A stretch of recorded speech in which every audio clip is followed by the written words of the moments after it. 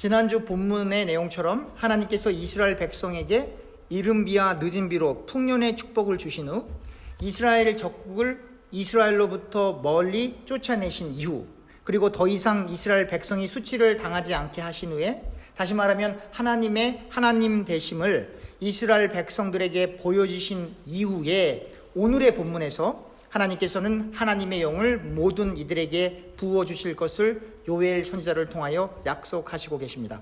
그러니까 이스라엘 백성들이 회개하고 하나님께 돌아오면 이스라엘 백성들은 하나님께서 주시는 축복을 받게 된다는 것입니다. 그 축복은 분명 압제와 억압 그리고 침략으로부터 자유로워지는 군사적, 정치적, 사회적 축복인 것이고, 배고픔으로부터 배불리 음식을 먹을 수 있는 물질적, 경제적 축복입니다. 그러나 하나님께서 이스라엘 백성들에게 주기 원하시는 진정한 축복은 이 세상에서의 자유로움과 풍요로움의 축복을 넘어서서 하나님과의 깊이 있는 교제, 하나님께 신령과 진정으로 예배할 수 있는 하나님의 은혜와 은총의 축복인 것입니다. 하지만 사람들은 하나님과 깊이 있게 교제하는 축복보다 세상에서의 육신적인, 경제적인, 사회적인, 정치적인 축복을 더욱 사모합니다. 어떤 이들은 이렇게 이야기합니다. 세상에서 하는 일이 잘 되기 위해, 세상에서 더욱 행복해지기 위해 예수님을 믿는 것이 아닙니까? 세상에서 성공하고 자녀들이 잘 되기 위해 기도를 하는 것이 아닙니까? 이러한 질문에 대해 아닙니다 라고 말하기는 힘들 것입니다. 그러나 세상에서의 축복을 얻기 위해 하나님과의 깊이 있는 교제를 하는 것이 아니라 하나님과의 깊은 교제를 위해 세상의 축복이 필요한 것입니다. 사랑하는 교우님들, 이 순서는 대단히 중요합니다. 하나님이 베풀어 주시는 육신적, 경제적, 사회적, 정치적, 군사적 축복이 없으면 하나님을 섬길 수가 없습니다. 하나님을 예배할 수도 없습니다. 예를 들면 우리의 육신이 너무나 심한 질병으로 고통을 받고 있어서 걸어 다닐 수조차 없다면 우리가 어떻게 이 시간 하나님께 예배를 드릴 수 있겠습니까? 우리가 경제적으로 너무나 가난해서 교회에 올 때 운전할 차도 없고, 혹은 차가 있어도 가솔린을 살 돈이 없어서 이곳에 올 수 없다면 어떻게 하나님께 예배를 드릴 수 있겠습니까? 심지어 우리가 경제적으로 너무 어려워서 전혀 헌금을 할 수 없어서 전기세와 물세와 같은 유틸리티 피를 지불할 수 없다면 어떻게 하나님을 예배할 수 있겠습니까? 사회 체제가 조선시대처럼 양반과 상놈과 같이 구분이 되어서 양반과 상놈이 한자리에 앉아서 식사조차 할 수 없다면 우리가 어떻게 그리스도 안에서 한 형제 한 자매로 교제하며 하나님을 예배할 수 있겠습니까? 우리가 살고 있는 미국이 공산주의 체제라면, 우리의 조국 대한민국이 공산주의 체제라면 우리가 어떻게 하나님을 예배할 수 있겠습니까? 얼마나 많은 선교사들이 공산주의 국가에 가서 복음을 전하다가 감옥에 갇히고 강제 출국을 당하고 심지어 순교를 당하기까지 하는 것을 우리가 너무나 잘 알고 있지 않습니까? 우리의 국가가 군사적으로 너무 연약하여 늘 외세의 침략을 받고 약탈을 당하고 예배드리다가 포로로 잡혀갈 정도라면 어떻게 하나님을 예배할 수 있겠습니까? 그러니 우리에게 부여된 이 육신적, 경제적, 사회적, 정치적, 군사적 축복을 경히 여겨서는 안 됩니다. 이 축복을 잘 지켜내야 하고 이 체제가 더욱 하나님 안에서 바람직하게 발전해 나갈 수 있도록 우리 기독교인들이 기도를 통해 더욱 하나님께 간구해야 하고 삶과 행동이 세상에서 모험이 될 수 있도록 최선을 다해야 하는 것입니다. 요엘 선지자 당시에도 이스라엘 백성들에게 풍년의 축복을 주실 것을 예언하는 것은 하나님께서 이스라엘 백성들이 배불리 먹고 포도주에 취해 횡청망청하게 하려 하시는 것이 아니었습니다. 곡물로 하나님께 소제를 드리고, grain offering이죠. 소제를 드리고 포도주로 하나님께 전제를 드리게끔 하기 위해 drink offering, 하나님께 전제를 드리게끔 하기 위해, 다시 말하면 하나님께 신령과 진정으로 예배하게끔 하여 하나님이 세상의 축복을 이스라엘 백성들에게 주실 것을 예언했던 것입니다. 반대로 이스라엘 백성들이 세상적인 축복을 다 빼앗겨버려 경제적, 정치적, 군사적 어려움을 겪게 된 것은 이스라엘이 하나님과의 관계를 바로 하지 못하였기 때문에, 즉 하나님의 말씀을 준행하지 않았기 때문이다 라고 요엘 선지자는 설명하고 있는 것입니다. 그러니 요엘 선지자 시대나 오늘날이나 가장 중요한 것은 세상적인 축복이 아니라 하나님과의 관계입니다. 하나님께 드리는 예배입니다. 그런데 사람들은 그만 하나님과의 깊은 교제와 하나님을 위한 예배를 경히 여기고 세상의 축복 그 자체만에 초점을 두고 하나님을 이 세상의 것들을 얻기 위한 수단과 방법의 대상으로 여기곤 합니다. 그래서 기독교가 타락되는 것입니다. 교인들이 타락하는 것입니다. 목사, 장로, 권사, 집사들이 타락하는 것입니다. 마태복음 6장 19절 이하를 보면 예수님께서는 사람들로 하여금 보물을 땅에 쌓지 말고 하늘에 쌓을 것을 말씀하시면서 하나님과 재물을 겸하여 섬길 수 없다고 말씀하십니다. 이 말은 예수 믿는 사람은 재물, 다시 말하면 돈을 무시하라는 것이 아닙니다. 돈을 경히 여기라는 뜻이 아닙니다. 돈은 인간에게 필요하지만 이 돈은 반드시 하나님을 우리의 삶으로 예배하기 위해, 그리고 이렇게 함께 모이는 교회를 통하여 하나님께 신령과 진정으로 예배드리기 위해 필요한 것이라는 것입니다.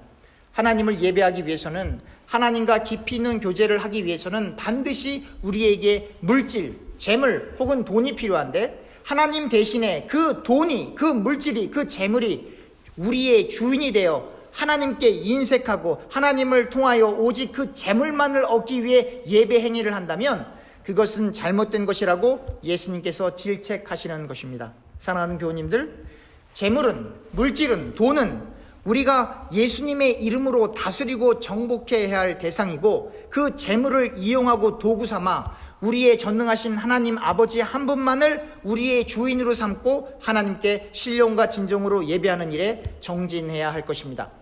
심지어 예수님께서는 우리의 목숨보다, 우리의 의식주 문제보다도 하나님이 더욱 중요한 분이시니 하나님을 섬기지 않고 이방 잡신들을 섬기는 이방인들처럼 이러한 육신적이고 세상적인 것을 위해 기도하지 말고 하나님의 나라와 하나님의 의를 구하라고 말씀하십니다. 우리가 진심으로 하나님의 나라와 하나님의 의를 구하면 우리에게 필요한 의식주 문제를 하나님께서 알아서 채워주실 것이라고 예수님은 말씀하시고 계십니다. 그런데 우리의 기도는 늘 우리의 의식주 문제에 머물러 있지 않습니까? 하나님, 제게 돈, 재물, 물질을 더 많이 주세요. 건강하게 해주세요. 승진하게 해주세요. 사업이 잘 되게 해주세요. 자녀들이 공부 잘하게 해주세요. 자녀들이 좋은 직장에 들어가게 해주세요. 당연히 이러한 기도를 해야지요. 그러나 이러한 세상적인 축복 그 자체에 머물러 있어 하나님을 하나의 수단과 방법으로 여긴다면, 그래서 우리의 믿음과 신앙이 세상적인 축복을 얻기 위한 수단과 방법으로 전락하여 그렇게 신앙생활을 한다면 그것은 잘못된 것이다 라고 성경은 말하는 것입니다. 다시 강조합니다. 세상의 축복이 우리에게도 필요합니다. 왜죠? 하나님께 신령과 진정으로 예배하기 위해서 필요합니다.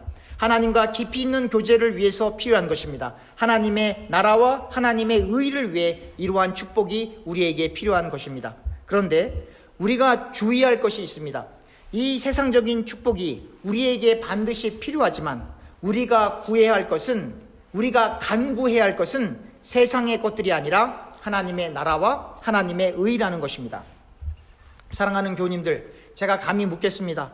교회를 위해 금식하며 기도하신 적이 언제이십니까?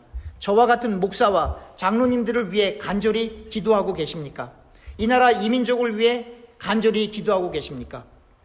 교우님들의 자녀와 교우님들이 직면한 그 어려운 일들보다 더욱 하나님의 나라와 하나님의 의를 위해 기도하고 계십니까? 교우님들이 곰곰이 생각해 보십시오. 공중의 새도 먹이시는 하나님께서, 아궁이에 던져질 들풀도 입히시는 하나님께서 저와 교우님들을 먹이시고 입히시지 않으시겠습니까?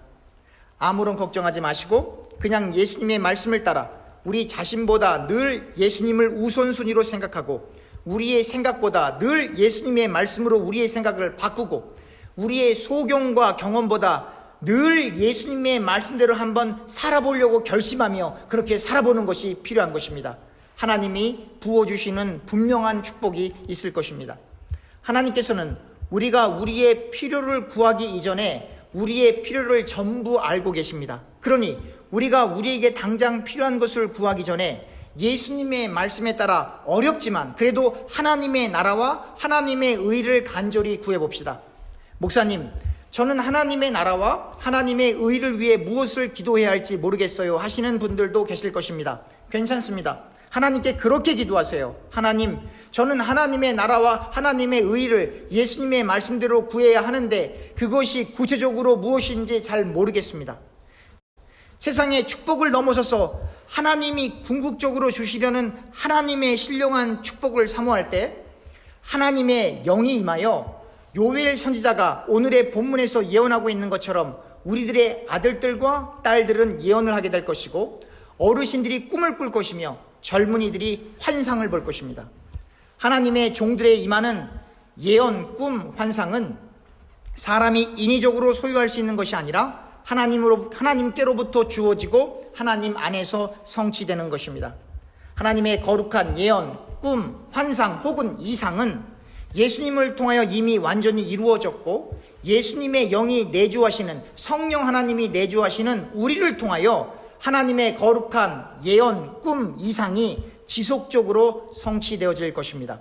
그래서 우리에게 절실히 필요한 것이 자기 부인입니다. 자기 부인을 해야만 온전히 하나님의 종이 될 수 있고 오직 하나님만을 높일 수 있기 때문입니다. 자기 부인 없이 하나님의 일을 하게 되면 하나님께 영광을 우리 스스로가 차지하려고 하기 때문에 하나님께 버림받을 수도 있다는 사실을 우리가 꼭 기억해야 하는 것입니다. 하나님의 거룩한 성령이 하나님의 거룩한 남종들과 여종들에게 똑같이 강권적으로 부어질 것입니다. 그래서 여자도 목사 안수를 받을 수 있는 것이고 장로 안수도 받을 수 있는 것입니다. 이스라엘 백성에게 부어지는 예언, 꿈, 환상은 모두 다가올 하나님의 무서운 심판, 다시 말하면 피, 불, 그리고 연기 기둥으로 표현되고 있는 이스라엘 백성에게 임할 대량 학살과 유다 마을들과 도시들이 불타게 되어 피, 불, 그리고 연기 기둥으로 가득하게 될 예루살렘의 끔찍한 파괴를 예언하고 있는 것입니다. 또한 하나님의 무시무시하고 끔찍한 심판의 날이 오기 전에 태양이 어두워지고 달이 핏빛을 띠게 될 것을 예언합니다.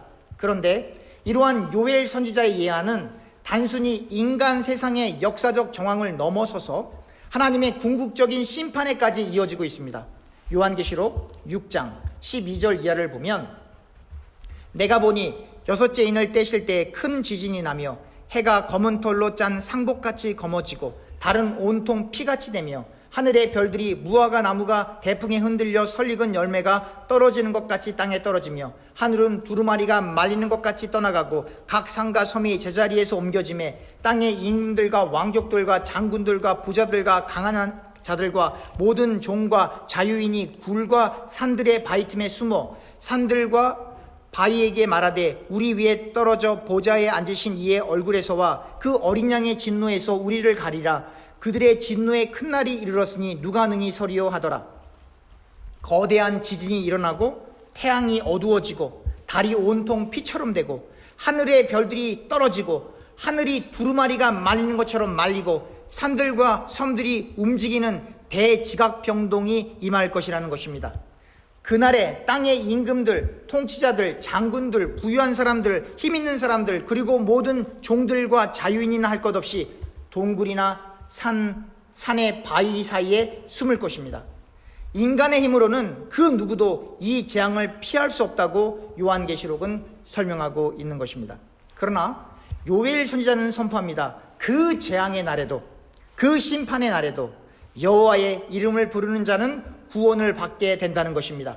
여호와의 이름을 부르는 자, 신약으로 옮기면 예수님의 이름을 부르는 자, 예수의 이름을 부르는 자는 반드시 하나님의 구원을 받게 될 것이다 라고 성경은 말하고 있는 것입니다. 그러한 하나님의 은혜와 은총이 예수의 이름을 부르는 저와 교우님들에게 임하기를 간절히 소원합니다. 기도하겠습니다.